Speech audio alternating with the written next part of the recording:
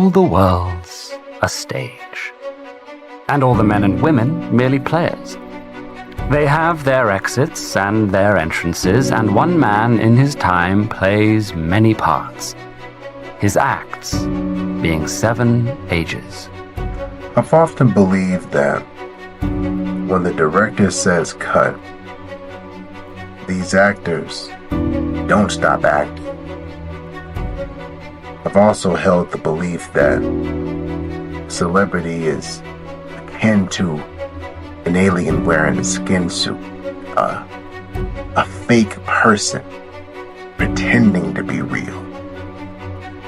What you have come to understand as Will Smith, the alien annihilating MC, the bigger-than-life movie star, is largely a construction, a carefully crafted and honed character designed to protect myself, to hide myself from the world, to hide the coward. The coward. Yeah. I would have never picked that word with you. Right. Perception is reality. Seeing is believing. But celebrities have filters. What happens when you remove that filter? So I asked the question, do these actors stop acting when the director says cut? Or do they continue? I'm idle vainglorious. And this is questions no one's asking.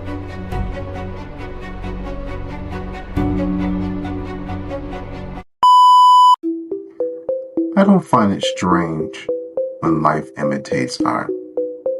I know why it happens. However, I did find it peculiar when I saw an interview about an altercation on a scripted television show, then later saw a real interview about a real altercation the actor of that television show was in. This video of you beating your boyfriend, Warren Hall, everyone's seen it, it's gone viral. Yeah. Maybe we could stop playing it, please. Oh, sure. I saw it. I don't know what to say to that. I appreciate him not brushing over it. And there is no doubt in your mind what motivated this attack. I could only go off of their words. But you know that was followed by your involvement in the shooting death of former New York City mayoral candidate, Angelo Dubois. So how do you explain all this violence? I mean, who says empire, this MAGA country, ties a noose around your neck and pours bleach on you? And this is just a friendly fight? I'm sorry, Jamal. Gotta stop you there because the evidence indicates otherwise. I want you off the fucking set, you prick! I'm sorry. No, don't just be sorry. Think for one fucking second. The fuck are you doing? Are you professional or not? Yes, I am. Do I fucking walk around and rip that? No, shut the fuck up, Bruce. Do I what? No! No! Don't shut me up. Am I gonna walk around and rip your fucking lights down in the middle of a scene? Then why the fuck are you walking right through? Like this in the background. What the fuck is it with you? That was the famous clip of method actor Christian Bale being quite rude to a stagehand. And you might think that I showcased this clip to present to the world that Christian Bale is in fact a bad person. But I showcased this to present to you that when the director yells cut, these actors do not stop acting. Christian Bale is a method actor and most likely tries to stay in character even when the director yells cut. This is not uncommon. However, in a moment of anger, a Welsh actor decides to stay in character while cussing another person out. I find that to be a little bit strange. It's one thing to, again, stay in character while doing press, as Christian Bale often does. If you're listening to this, you are the resistance. Oh, you know what? There's really nothing I can say about that I haven't said already. And I have never tried to make any excuses for it. It was unacceptable, and I take it. It's my fault. That's it.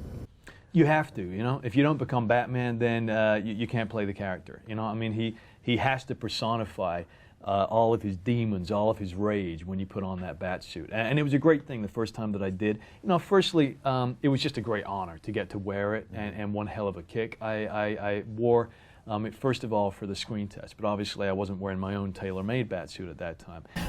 Having the correct clothes on, being able to completely immerse yourself in the part is so much easier than having to do an audition. Anybody remember that time when Oscar-winning actor Joaquin Phoenix pretended to leave Hollywood to become a fake rapper?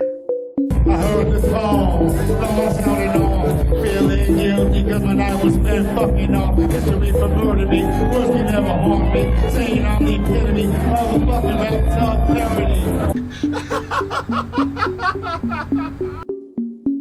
Did you happen to see his fake documentary, I'm Still Here, chronicling his fake departure from Hollywood? I'm telling you, I'm serious. I'll knock I'll knock your teeth out and I'll shit on your fucking face. Fuck you. You want to test it? Do it. You shit on my fucking life enough times. What can I do for you? Fuck things up. Not fuck up my fucking life. Not make me look like I'm a fucking joke. What about that time he went on the David Letterman show to promote said fake documentary and fake departure from Hollywood? Don't just take that from me. You can hear from David Letterman himself and see how he felt about the situation. Whenever I see these lists of like the greatest guests that ever did the David Letterman show, they point to this Joaquin Phoenix. I thought that was absolutely brilliant. But again, I could imagine at the time you saying to yourself, this kid's coming on. I think he's playing a character. I don't know. Unless he arranged it with you ahead of time. I don't know. Did he? I knew what he was doing ahead of time, yeah. Did you enjoy what he was doing, or were you saying, oh, Jesus? Oh, no, I did enjoy it because it was, like getting your work in on the heavy bag. Right. It was easy. It was batting practice. And Joaquin, I'm sorry you couldn't be here tonight. The master of that, of course, was Andy Kaufman. You've seen my next guest on Saturday Night Live, and he was seen on the hit series Taxi as Latka. However, he has not been on television much lately. He's been, I guess, busy doing other things. Nonetheless, I'm glad that he has agreed to be with us here this morning. Please welcome Mr. Andy Kaufman.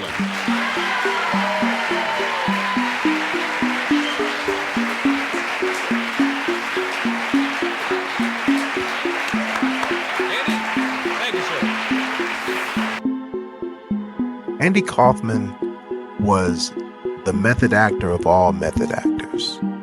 When director yelled cut, he never stopped acting.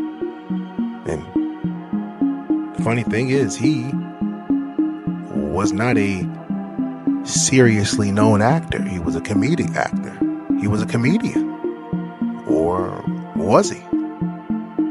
He would go off into the real world with a fake character named Tony Clifton and fool real people. This is with no cameras on. I mean, he has been filmed as Tony Clifton, but he would do this in the real world with no cameras well after the director yelled cut. So it begs the question, do these actors stop acting when the director says cut? Or do they continue? Awards, experience, Tonys, and this imposter syndrome still there, and you're saying it's healthy. I don't know if it's healthy or not. I'm just saying that it's something that I recognize in all the artists I've worked with. It's in all of them. Then it's like someone's telling a lie. All I'm saying is that I know what the actor language is because I've been doing it too long. So I know the language of the artist. And the language of the artist is, someone's going to find me out. I may not be as great as people think I am. Classic imposter syndrome, right? Yeah. Some people find it pretentious when artists speak about what they do. I find it fascinating when artists speak eloquently about their craft. It's like listening to a con artist wax poetically about the finer points of deception. Because to be a great actor, you have to be a great deceiver. The audience has to believe. Otherwise, the act falls apart. A con artist or confidence man depends on persuading you, the mark, to give it to him or to her. Con artists would not be successful if they weren't charismatic, if they didn't know how to manipulate you, if they didn't know how to manipulate your perception of them. Unfortunately, it starts with getting us to like them. And so once you like someone, it's much more difficult to spot these things because you're already subjective. But how do people get you to like them? Well, we like people who are similar to us. And we like people who like the things we like. We like people who are familiar to us. You know, oh, I've seen you around, you know, I know who you are. And people who are trying to sell us something, be they con artists or just softer salespeople, they know this, and so they latch on to characteristics about us that are pretty apparent. You know, they might find out that I'm from the Boston area and say, oh, the Red Sox. Try to see my reaction. Am I an avid Red Sox fan? If I am, the conversation will now go in that direction. All of a sudden, we're bonding over baseball. This can't be a bad person. And now all of a sudden, they're selling me something, but now from a very different point of view, from a point of view of a friend, of someone who's a buddy, of someone who's really cool, rather than the point of view of someone who's a salesperson. And it's stuff that an audience might, or they probably won't ever know. Roots of one's trade are perfectly fine when contained in your own craft. The locksmith only becomes dangerous when they use their skills to break into your house. The danger with an actor is no different than the danger with anyone else. But when considering someone's intentions, this danger is magnified by their ability to deceive you. So when I ask the question, do these actors stop acting when the director says cut? This applies to this cool new thing they came across and just so happen to want to sell you, or their new religious conversion they went through and just so happen to want to sell you, or a recent political or drug-induced epiphany about life they want you to follow.